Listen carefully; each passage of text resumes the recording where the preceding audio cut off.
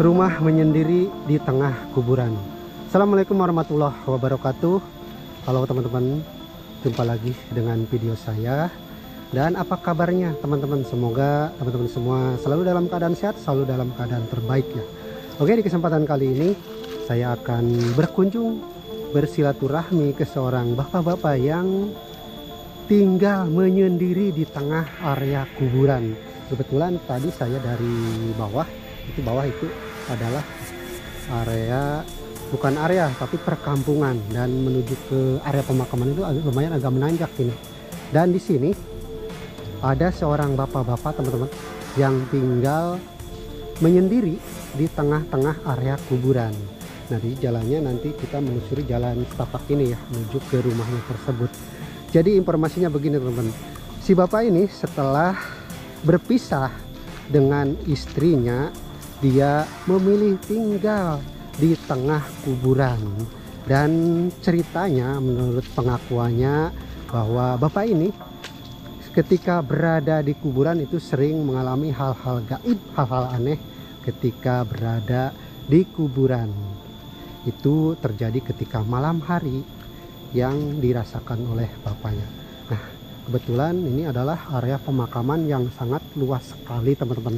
Yang nanti kita akan tanya ini di daerah mana ya. Nanti kita tanya ke bapaknya saja. Ini karena saya belum sempat tanya-tanya, belum sempat survei. Ini langsung aja spontan menuju ke rumahnya teman-teman. Sambil menunggu suara ini ya, puji-pujian di masjid, saya langsung berjalan aja menuju ke rumahnya teman-teman.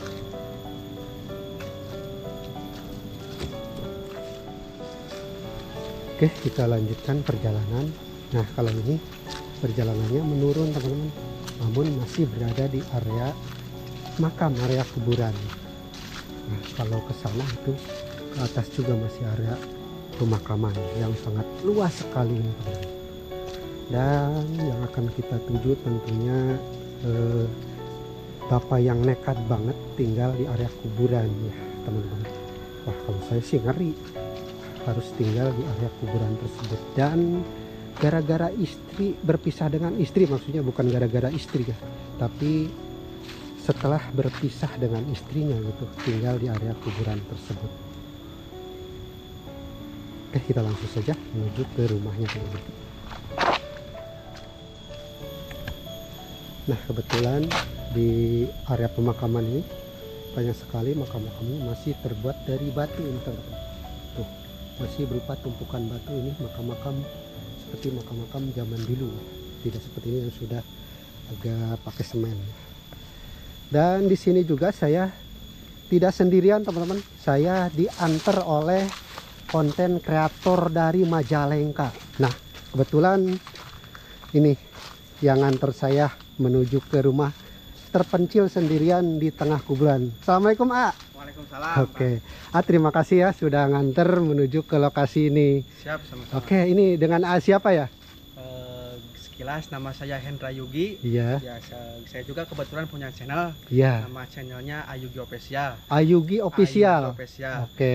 Boleh nanti di subscribe lah supaya channelnya lebih berkembang lagi. Oke, jangan lupa teman-teman untuk dukung support dari channelnya Ayugi Official ya. Jangan lupa teman-teman ya, dukung Ayugi. Ayugi, terima kasih ya sudah nganter ke rumah yang menyendiri di tengah kuburan nih. Siap. Ini rumah yang ini Ayugi? Ya, sebelah sini. Oh, orangnya ada nggak Ayugi? Ada. Oke, terima kasih. Mungkin saya langsung ke sana aja ya. Siap, monggo. Ya. Nah, teman-teman, jangan lupa ya support dari Ayugi Official yang sudah nganter saya ke sini. Nah, tampak di depan sudah terlihat dari rumah yang menyendiri ini, hampir belakang sampingnya itu area kuburan teman-teman. Bahkan di depannya ada beberapa kuburan ya. Nah, rumahnya sepertinya rumah tipe berapa ya, kecil teman-teman. Sepertinya berantakan sekali ya rumahnya ini. Oke, dan seperti ini penampakan dari rumahnya. Kita coba lihat. Nah, kebetulan di rumah depan bapak ini ada beberapa makam, ada kuburan. Kebetulan itu si bapaknya lagi beres-beres sepertinya, ada teman-teman. Dia langsung samperin aja, kita Kita minta waktunya untuk ngobrol-ngobrol gimana sih pengalaman selama tinggal di area kuburan ini. Jadi, kuburan itu langsung depan rumahnya. Assalamualaikum. Waalaikumsalam. Nah teman-teman, ini adalah pemilik rumah dari rumah terpencil menyendiri di tengah-tengah kuburan, begitu ya Pak ya? Pak, Ya, ya. gimana Ayo, Pak, ayo. sehat Pak? Alhamdulillah. Pak mau minta waktunya untuk ngobrol-ngobrol boleh? Ayo, boleh. Iya. Di rumah apa di luar? Di luar aja Pak, biar ini ya. Nah teman-teman, di depan kita semua sudah ada pemilik dari rumah yang menyendiri dikelilingi kuburan. Oke, boleh diperkenalkan dulu ini dengan Bapak siapa? Bapak, nama saya Hasanuddin, Hasanuddin. tapi dipanggilnya suka Ceng Bom Bom gitu. Jadi panggilannya Pak Hasan apa Pak Bom Bom? Ya terserah lah. Oke, Pak Hasan aja ya. Ya boleh. Oke, Pak Hasan. Pak Hasan ini rumahnya kan menyendiri, dikelilingi kuburan. Ini sudah berapa tahun Pak di sini Pak? Saya 2014 bikin rumah yang dulu nih, ini yang kedua kali sebenarnya. Dua kali, tapi masih di sini yang dulu. Masih di sini. Kalau yang dulu mah dari panggung, dari panggung tahun 2017 ada 2017. dirombak jadi begini. Tapi pertama bangun mah 2014. 2014. Jadi sekitar ada 7 tahun tahunan apa ya, Pak, 8 tahun lah, sekitar 8 tahunan. ya 8 tahunan.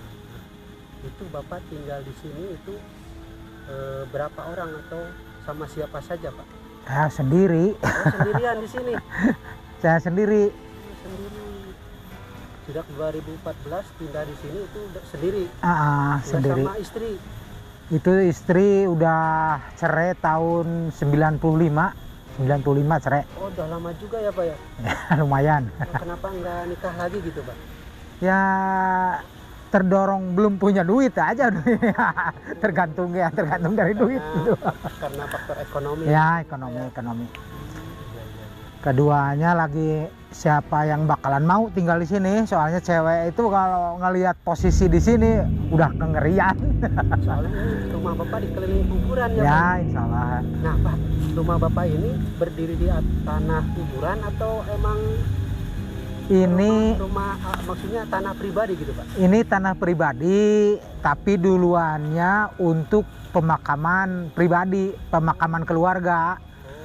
Pemakaman keluarga karena rumah saya yang di sono, tadinya rumah saya di pinggir jalan itu. Jalan, masih dekat ke perkampungan gitu Pak? Di tengah perkampungan, di pinggir jalan. Iya. Dijual, jadi terpaksa ke sini saya bikin di sini nih. Dijualnya sama saudara, sama abang. Jadi Bapak setelah dijual tanahnya dipindah ke sini, Ya. bangun rumah di sini. Ya. Itu Pak, dingin rumah di tengah kuburan apa enggak merasa misalkan takut atau merasa enggak nyaman gitu? Kalau pertama mah mungkin ya, namanya orang nggak biasa hidup di sini. Pertama memang nggak nyamannya bukan dari takut, nggak nyamannya dari umpamanya mau kerja ketinggalan. Di sini jangankan kerja, kalau mau ngerokok nih pagi-pagi susah. Jalan ke warung gitu Pak? Warung mah ada, tapi bukanya siang jam 8. Jadi kalau pagi-pagi nih subuh pas mau ngerokok saya turun ke bawah. Jadi lumayan jauh gitu ya, Ya. Pak? Nah Bapak, ini ada penerangan nggak kalau malam hari Bapak ini? Sekarang sih gelap, udah berapa bulan saya gelap. Tapi pas dulunya terang, ada Dulu penerangan? mah ada listrik. Ada listrik. Dikarenakan ya duitnya belum ada, keduanya lagi istilahnya musibah, saya dapat musibah. Dapat Kenapa, Pak? tertiban pohon rumahnya. Waktu hari Jumat udah ada 14 hari yang lalu lah. 14 hari yang lalu kan hujan itu gede hari Jumat. Saya kerja di bawah. Pas kesini nih itu lagi hujan, angin gede. Pas angin gede itu pohon yang di belakang rumah kan posisinya udah kena itu namanya apa tuh, hewan lah, udah hancur. Nah, udah hancur dalamnya. Di luarnya bagus, dalamnya udah kopong semua. Pas kena mungkin angin, Padahal udah saya tahan tuh pakai tambang yang itu, tambang segede gitu aja putus. Ditahan pakai tambang. Ini ada rayapnya gitu. Nah, udah habis sama rayap. Udah habis sama rayap tengahnya, jadi luarnya enggak. Jadi saya kirain enggak semua, di luarnya mah ada sedikit lah, sedikit rayap gitu. Yang bolong, ke dalamnya malah udah habis. Nah, Pak Hasan, kembali lagi ke pengalaman Pak Hasannya. Ya. Pak Hasan kan sudah sekitar kurang lebih 8 tahun Ya, tinggal di 8 tahun. area kuburan yang rumahnya juga ya jauh dari tetangga, bisa jadi ya Pak ya. Ya. Itu pengalaman, ada nggak pengalaman mistis, pengalaman horor, pengalaman misalkan ketemu sosok atau mendengar suara-suara aneh selama tinggal di area kuburan ini Pak? Kalau ketemu sosok saya rasa belum pernah, yang menakutkan belum pernah sekali lah, belum pernah mengalamin. Iya. Kalau dengar suara sering yang aneh-aneh, tapi waktu saya datangin ternyata bukan hantu lah. Iya. Yang saya datangin malahan hewan. Contohnya orang lagi kayak orang nangis gitu, kayak cewek lagi nangis. Bisa dicontohin kayak gimana Pak? Iya, suara nangis cewek gimana lah, bisa. Cewek lagi nangis sesek-bukan gitu. Saya samperin, luwak, hewan luwak. Ada orang tertawa nih, kalau nanti nih kalau mau pengen denger, orang tertawa itu udah pasti nih ada malam udah ada kayak orang kakek-kakek tertawa. Pas disorotin pakai baterai itu apa namanya, burung hantu yang kecil tuh yang putih. Nah itu orang tertawa itu malah burung hantu kata saya nih. Jadi terdengar sama Bapak Hasan Mas suara-suara seperti suara gaib dari manusia, tapi pas ini ada hewan gitu. Pas dilihat itu ya emang suara hewan. Saya dengerin, oh ternyata ini burung yang tertawa gitu. Kalau orang nangis itu Jelmaan dari makhluk gaib Pak? Bukan. Itu burung asli katanya. Kalau yang suara kuak-kuak gitu betinanya. Kalau yang suara tertawa itu lakinya. Kan ada 2 tuh burung tuh. Terus yang lainnya Pak, mendengar suara apa lagi? Ya banyak, kayak orang nyapu lah. Orang nyapu? Kayak orang lagi nyapu itu bangkong, itu kodoknya besar nih kalau di sini nih. Iya. Kayak orang lagi nyapu ini, padahal kodok. Padahal kodok ya. Itu terdengar siang atau malam? Malam kalau kodok, kalau siang mah nggak bakalan kedengar. Rame ya sama suara-suara angin mungkin ya Pak ya. Di sini nih, ntar kalau pingin denger malam aja, kalau malam ada nih kayak suara biawak, itu kan aneh suara biawak nih. Biawaknya gede nih, kayak buaya kalau di sini nih, panjangnya aja dari situ ke sini nyampe nih. Malam suka ada nih. Biawak jadi-jadian? Bukan, biawak asli itu yang dari curug situ. Ayam saya aja habis makan. Oke Pak Hasan, tadi kan sudah menjelaskan tentang banyak suara-suara gaib ya. Tapi ternyata ketika disamperin itu sosok hewan. Bukan dari jelmaan siluman, bukan? Bukan. Oke. Nah Pak Hasan, kita kembali ke apa ya? Kegiatan sehari-hari Pak Hasan di sini itu kegiatannya apa selama Pak Hasan tinggal di sini? Saya kerjanya di pabrik basreng. Kalau pabrik basreng baru, kalau dulunya di jagal sapi. Terus sebelum itu di mobil juga pernah jadi cucian. Pernah di cucian lepis juga pernah. Nah Pak Hasan kan tinggalnya ini di sekitar tengah-tengah kuburannya, Ya. ada pemakaman, ada pekerjaan misalkan sebagai penggali kuburan ya? Ya emang itu kerjaan saya. Kalau itu kan apa namanya, kerjaan sehari-hari mah kerja serabutan. Kalau itu kan bukan pekerjaan, kalau penggali kubur itu jadi istilahnya mah sampingan gitu, karena kalau sampingan kan harus diupahin. Kalau itu mah nggak diupahin, emang apa namanya, macam bantu ketika ada orang yang meninggal warga sini, Pak Hasan bantuin ya. Tapi sebenarnya itu ditunjuk nih pomanya nih, jadi udah pasti saya gitu. Kalau udah pasti saya, Kalau di sini kan ada dua, ada Pak Haji Holik sama saya itu seringnya. yang gali kubur itu. Ah, Jadi semenjak 8 tahunan itu, ya maksudnya semenjak tinggal di sini sudah profesi sebagai penggali kubur. ya itu profesi penggali kubur emang itu mah bukan pekerjaan sebenarnya. Kalau pekerjaan harus diupahin. Diupahin. Ya kalau ini mah enggak. Karena kok posisi Pasan di sini ya. Ya itu karena deket gitu. Nah, Pasan kan seorang penggali kubur ya Mm-mm. di tempat sini. Nah, itu ada enggak semacam firasat atau tanda-tanda ketika ada orang yang akan meninggal dunia, Pak Hasan? Kalau firasat itu ada kata jadi kayak wangi gitu. Umpamanya orang mau meninggal itu wangi ini wangi misik udah ada Itu semacam tanda-tanda yang ya, ada yang meninggal. ada yang meninggal. Itu wangi-wangi itu ketika Pasan ada di dalam rumah atau lagi nongkrong di luar gitu? Ya saya bingung umpamanya ya, kalau lagi di luar orang lain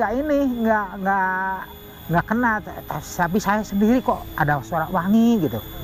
Itu kalau udah ada wangi saya mau udah pulang. Kalau lagi kerja nih wangi gitu, udah pulang. Lagi enggak di posisi di rumah Bapak? Lagi di luar, lagi di pabrik aja, lagi di pabrik itu terasa ada wangi gitu. Ada tanda-tanda yang akan meninggal. Saya mah pulang sering itu.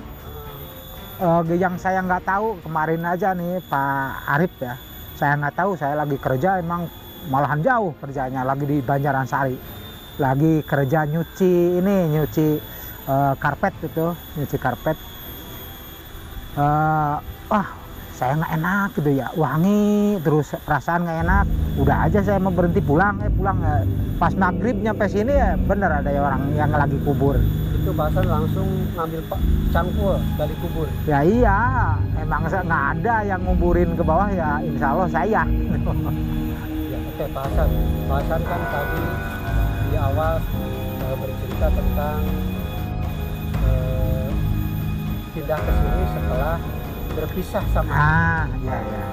pada tahun 95 itu. Iya 95. Nah, itu Pasan sama istri yang itu punya anak nggak? Punya sebenarnya. Udah pada Tapi besar Pasan? udah besar nggak. Udah pada nikah? Jadi nggak enak kitanya nggak enak umpamanya nyusahin buat dia aja.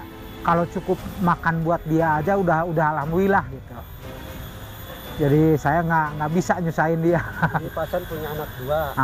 Laki semua atau perempuan? Cewek 1, laki 1. Oh iya. Mungkin sekarang ini ya udah pada kerja alhamdulillah. Suka kesini Pak Hasan? Suka nengok Bapak kesini? Malahan saya yang kesono. Oh iya. Udah berapa kali, kadang-kadang 3 bulan sekali saya ke sana. Tapi tahu kondisi Bapak tinggal di sini? Enggak. Nggak tahu. Soalnya saya umpetin sengaja.